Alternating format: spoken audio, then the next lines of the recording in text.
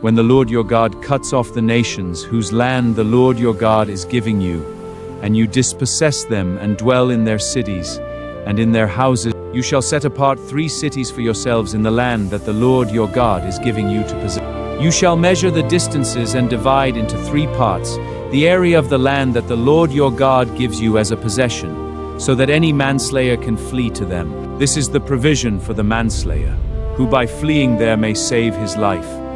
If anyone kills his neighbor unintentionally, without having hated him in the past, as when someone goes into the forest with his neighbor to cut wood, and his hand swings the axe to cut down a tree, and the head slips from the handle and strikes his neighbor, so that he dies, he may flee to one of these cities and live.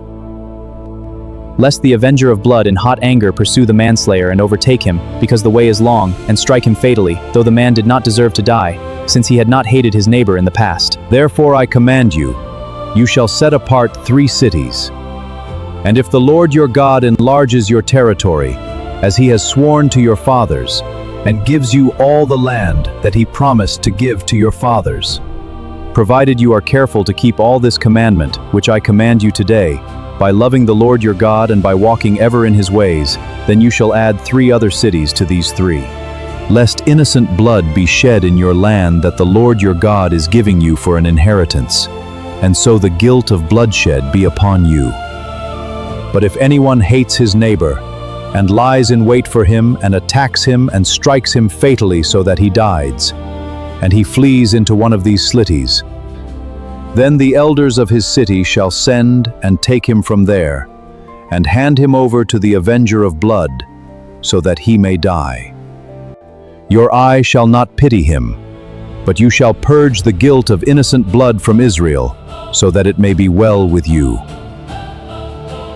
You shall not move your neighbor's landmark, which the men of old have set, in the inheritance that you will hold in the land that the Lord your God is giving you to possess. A single witness shall not suffice against a person for any crime or for any wrong in connection with any offense that he has committed.